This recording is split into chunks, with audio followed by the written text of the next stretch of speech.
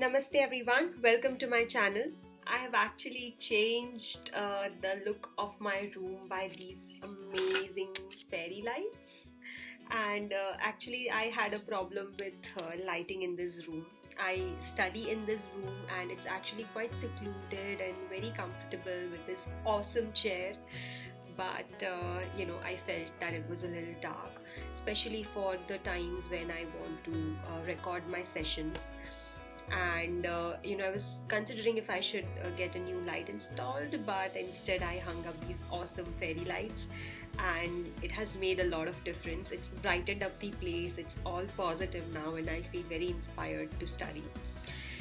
So anyways, getting back to today's video. So today actually I have a couple of updates to give. First one being that I had promised that I would post a video of mapping of national parks in this week itself. So I actually sat today, trying to film that, and I realized that there's a lot of interlinking that goes into studying national parks. Like I can't just map the national parks and be done with it. Yes, that part is also important to understand where the location of that park is, but more importantly, it is important to interlink everything around it. So like I need to understand what rivers go through that, I need to understand what are the animals in that national park, and to be able to remember it, I need to be able to categorize it in such a manner that I can just look at it on the map and understand that not just the name of the national park that is there in that region, but what are the animals found, and so that I don't have to memorize things. So I needed to segment it in a way that not just national parks and animals, but all the rivers as well, the geography, the important vegetation that is found over there, or the important tribes that are found in those regions, or what are the new different policies or anything special about that region, a special dam that is constructed, everything. So I basically decided that if I make a comprehensive video which has everything, then it would make more sense, because it will become easier for everybody to remember as well, and it will be easier for me to revise as well before the exam. And so I decided that I would want to include the economic resources, everything, or whatever needs to be there in that region in one particular video. And so I can't just make a video on the basis of my knowledge of national parks as yet. Like I need to find out all the other information that I just mentioned about every region, and then I can make video. And if I put all of this in just one video, it will become a very huge, very long video. And so I decided that I'm going to go state-wise, and I'm going to make state-wise videos. So this could be actually helpful for people who are also appearing for their state services exams, because I'm going to focus on state-specific important information as well. So this is my plan of action, but in order to implement that, I need a little more knowledge, and so I will take some time to come up with those videos. Maybe another month or so before I can start making it, and then I will be back with those videos. So I'm actually going to put a hold on my mapping videos for a while, but I am going to start working on it. So I'll be making a comprehensive notes as well. So if you guys need that as well, do let me know, and I'll make a PDF of it and I'll share that as well with you guys. So that is one thing that I wanted to update you on. Another update that I wanted to give was that I did attempt my test in the last week, which was on Sunday. And in this week I have 2 tests scheduled for sure, which is on a Saturday and on a Sunday.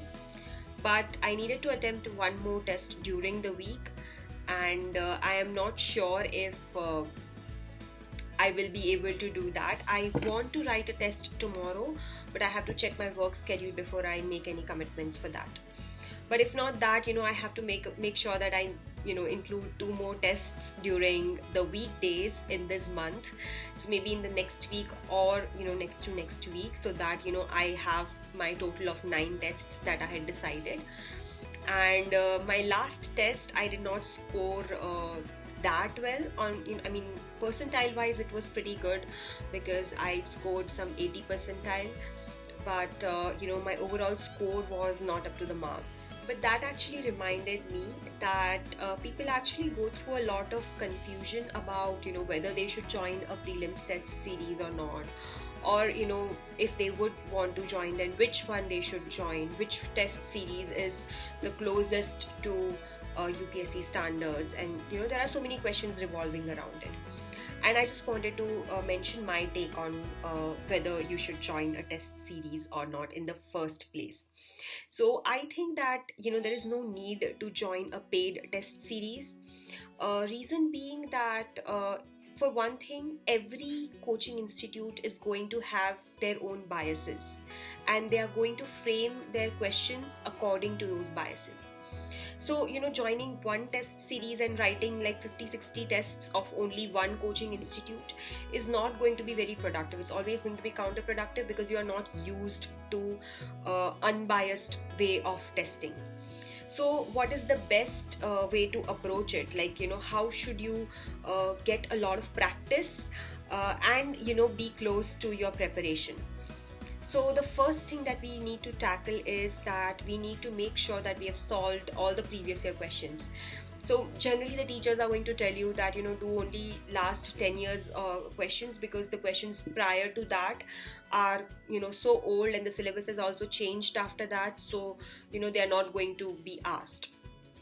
Now, while, that is true, like, the way the questions are asked has changed after the change in syllabus, but the topics are still same. It's quite relevant. If you look at a question from 1997, the same topic is asked even today, even though the style of asking the question is different. So I think it is okay to refer to last 20-25 years of questions. And to refer to that, actually, I got a book from Disha Publications. I think it's by Mrinal sir, and he's basically curated all the previous year questions topic wise, and then provided solutions for that. So all 25 years of questions are there, and then 2020 paper I attempted myself. So that's not, I don't have the version in which last year paper is also there. But if you don't want to spend money on it also, you can find previous year papers on websites, and you can just download them. Get last 20 years paper, that's fine. But make sure that before you decide to join any test series, you are through with each and every question of last 20 years of papers from UPSC Civil Services exam. So that is one thing that you need to do. The second thing that you can do is you can look for free papers. Now, every coaching institute, to sell their own test series, they are going to provide few free papers, like 2 or 3 papers are generally there. Like GS Score, for example, close to prelims, it brings out 5 papers in which they kind of have an all India competition or something like that. So attempt all of those free papers. Like there's a paper by Vision IS, a couple of free tests by Vision IS. I know for a fact that there are some free tests by Shankar IS. Then there's GS Score. GS Score has 5, like I said. Unacademy also has some 5 to 7. Sometimes it has even more. Like, at least you'll find 10 free papers from Unacademy as well. In addition to that, if you go to Telegram, you will be able to find free test papers of even paid test series by few coaching institutes, including even Vajiram. So when you do that, basically they might not be the latest papers, but they will still be papers relevant for 2021. And your purpose for doing these test papers is not just remembering things, but also practice. And for that purpose, it is going to be sufficient. For the most latest material, you attempt the live tests by these 2-3 institutes that I just named, which kind of have like all India competition or something which is close to prelims.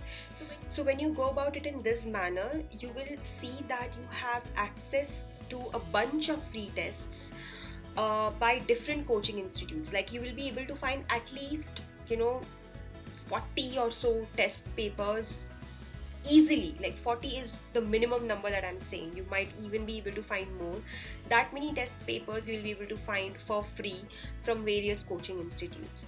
And if you kind of sign up for a paid test series, you are going to be able to only get that much, like 35 to 40.